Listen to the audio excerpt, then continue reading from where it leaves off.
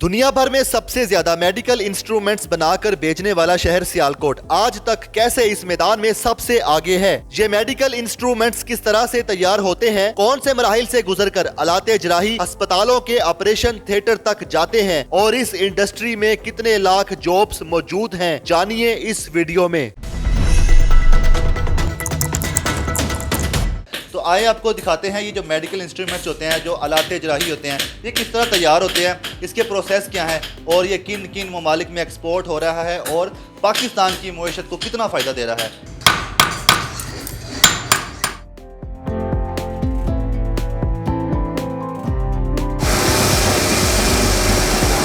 ये sir sheet की form में भी होता है और ये रॉड की फॉर्म में भी होता है। उसके बाद इसका प्रोसेस स्टार्ट किया जाता है फोर्जिंग का, सबसे जो पहला प्रोसेस होता है। उसके बाद फिर ये ऑनवर्ड आके डिफरेंट प्रोसेस से गुजरता हुआ जो है ना ये एक फाइनल स्टेज पे पहुंचता है और वो बड़ी डिफ़िकल्ट सी अपना स्टेजेस हैं और बड़े स्किल्ड पर्सनस हैं जिनकी निगरानी में, जिनकी सुपरविजन में वो चीज़ें तैयार की जाती हैं।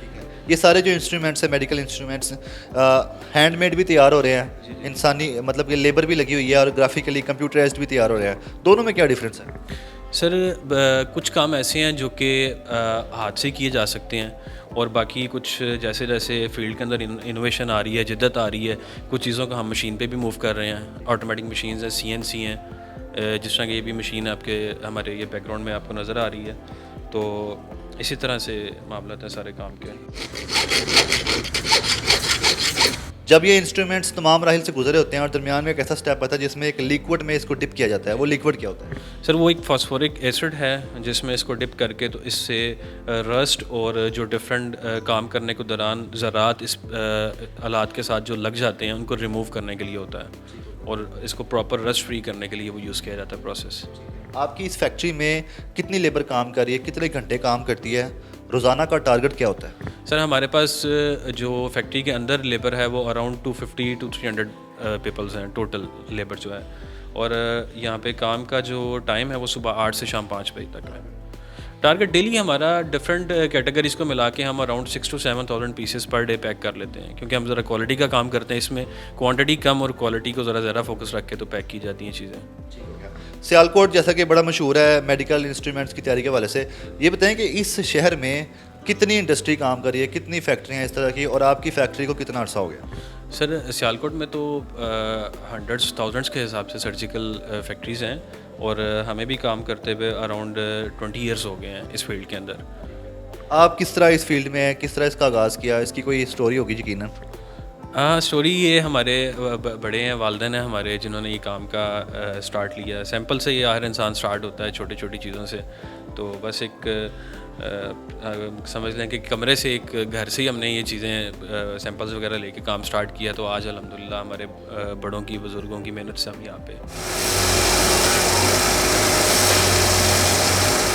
हमारे नाज़रीन को दिखाएं कौन सा टूल जो है किस मकसद के लिए इस्तेमाल होता है और उसकी तैयारी के बारे में भी बताइए। जी ज़रूर सर। जिस तरह के ये एक रूट एलिवेटर है और ये डेंटल के इंस्ट्रूमेंट डेंटल में ये यूज़ होता है, और इसके अलावा ये एक स्काल्पल हैंडल है जिसके ऊपर एक डिस्पोजेबल ब्लेड लगता है और इससे स्किन को कट दिया जाता है ऑपरेट करने के लिए। और इसके अलावा ये कुछ ड्रेसिंग सीज़र है जो कि किसी भी चीज़ को, बैंडेज को, किसी चीज़ को कटिंग करने के लिए यूज़ की जाती है। ये जो टूल है उसके बारे में बताएं, जो अभी समझ नहीं आ रही कुछ। हाँ, ये सर वॉकमैन रिट्रैक्टर है। ये स्किन को स्ट्रेच करने के लिए है, मतलब पुल करने के लिए स्किन को। और इसके अलावा ये इंस्ट्रूमेंट सारे आपके सामने पड़े हुए हैं। जिस तरह की ये है, ये एक्सटर्नल फिक्सेटर रॉड है, ये ऑर्थोपेडिक इम्प्लांट है।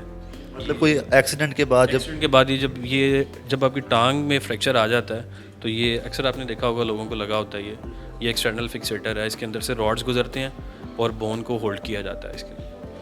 ये जो स्क्रू हैं, इसके अलावा ये रॉड हैं और डिफरेंट कलर के भी हैं, इसका क्या मकसद है? कलर्स ये एक्चुअली अपना इसका मटेरियल है टाइटेनियम का और इसमें डिफरेंट शेड्स होते हैं। वो कस्टमर के रिक्वायरमेंट्स के ऊपर हम इनके शेड्स बना देते हैं। ठीक है जी। इसके अलावा ये स्टील है, स्टेनलेस स्टील है। ये बड़ा स्पेशल स्टील होता है, इसको कहते हैं 316 LVM। ये 100% फूड ग्रेड मटेरियल होता है। ये इंसानी जिस्म के अंदर इसका कोई भी नुकसान नहीं है किसी किस्म का। ये यूज़ कहाँ पे होता है इंसानी जिस्म? ये बोन सिक्रूज हैं। ये जब फ्रैक्चर होती है आपकी हड्डी या कोई ऐसा फ्रैक्चर होता है तो उसमें प्लेट्स लगती हैं। ये 7 प्लेट्स हैं, ये प्लेट्स और इसमें जिस कहते हैं जी प्लेटें पड़ी हैं। जी जी बिल्कुल, ये प्लेट्स वो हैं। ये जो राड है इसके बारे में बताएं, जो 7 ये सीजर सर वायर को ट्विस्ट करने के लिए यूज़ किया जाता है। इससे वायर को ट्विस्ट किया जाता है, डिफरेंट वायर्स को टाइट भी किया जाता है, ट्विस्ट भी किया जाता है।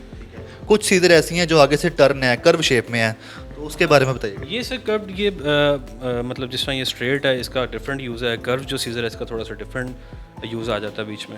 एक सर्वे रिपोर्ट है जिसके मुताबिक 60 से 70% मेडिकल के जो इंस्ट्रूमेंट्स होते हैं वो पाकिस्तान एक्सपोर्ट करता है बैरून ममालिक में। तो आपके पास क्या रिपोर्ट है और आपकी फैक्ट्री की क्या रिपोर्ट है, किन किन ममालिक में एक्सपोर्ट होता है और किस किस कंडीशन में होता है, फिर जो रिसाइकल जो रीयूज दोबारा हो सकता है वो कितने फीसद है, दूसरा कितने? सर ये अगर इसकी एक्सपोर्ट का अंदाज़ा किया जाए तो ये सर्जिकल की export around 420 to 480 million dollar है। सारी दुनिया में एक्सपोर्ट किया जाता है, सारी दुनिया में एक्सपोर्ट किया जाता है, लेकिन ये जो हब जो काउंट होता है वो इसका जर्मनी है, जहाँ पे बड़ी अच्छी कंपनीज़ भी हैं और हम भी वहाँ पे जाके एग्जीबिशंस भी लगाते हैं, स्टॉल्स भी लगाते हैं। काफ़ी अच्छी क्लाइंटेज है उधर की भी। उसके अलावा पूरी दुनिया में जाता है ये।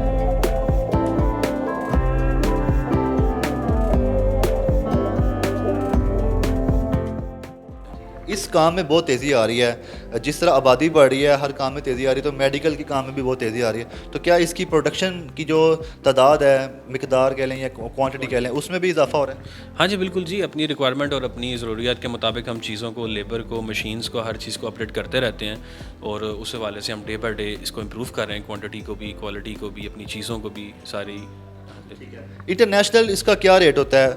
मतलब अगर आप पाकिस्तान से एक्सपोर्ट करते हैं तो एक सीज़र या कटर या कोई जिस तरह बता रहे थे प्लेट्स वगैरह, इनके क्या रेट है पाकिस्तान के, और अगर बैरून मुल्क वाले कोई दूसरे मुल्कों में सेल करते हैं तो वो क्या रेट देते हैं? सर पाकिस्तान से जो चीज़, अगर ये आप सीज़र ही देख रहे हैं, ये ड्रेसिंग सीज़र है, 14.5 सेंटीमीटर की है, तो ये डिफरेंट क्वालिटी इसकी अवेलेबल है। यहाँ पे बहुत लो क्वालिटी भी होती है जिसको हम सिंगल यूज़ कहते हैं, वो चंद सेंट्स में जाती है। अब जिस तरह ये हमारा क्वालिटी का पीस है, ये एक अच्छे रेट पे जाता है, मुनासिब पे।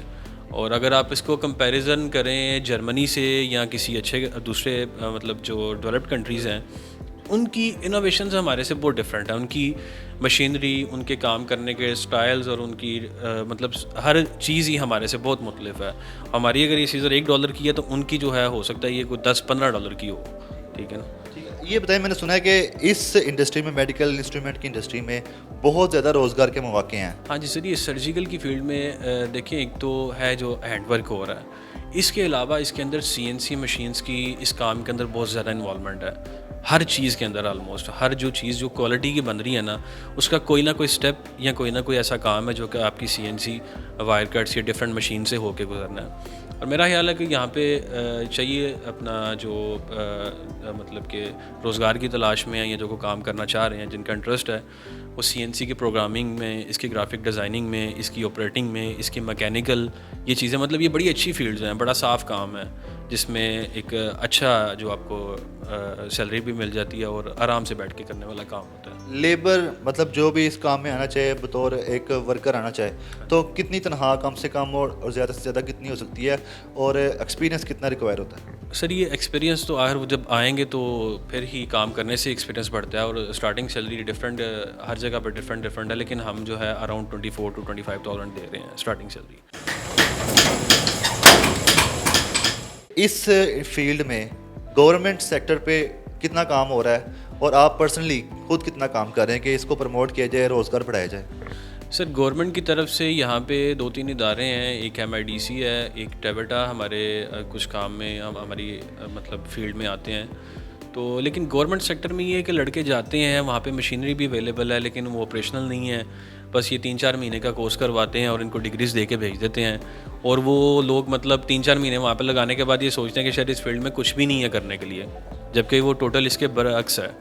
अब हमारे पास अगर आप देखें तो अगर हम किसी बंदे को हायर करते हैं ना, किसी बच्चे को जिसकी एज 18+ हो चुकी है और वो काम सीखना चाह रहा है, हम तो इवन बड़े एहतियात से उनको काम सिखाते हैं। उनकी ट्रांसपोर्ट का जो एक्सपेंस है वो बेयर करते हैं, उनके खाने का सारा एक्सपेंस बेयर करते हैं कि किसी तरीके से ये बंदा सीखने की तरफ आ जाए, मतलब टोटल उसको अकोमोडेट करते हैं हर मामले में।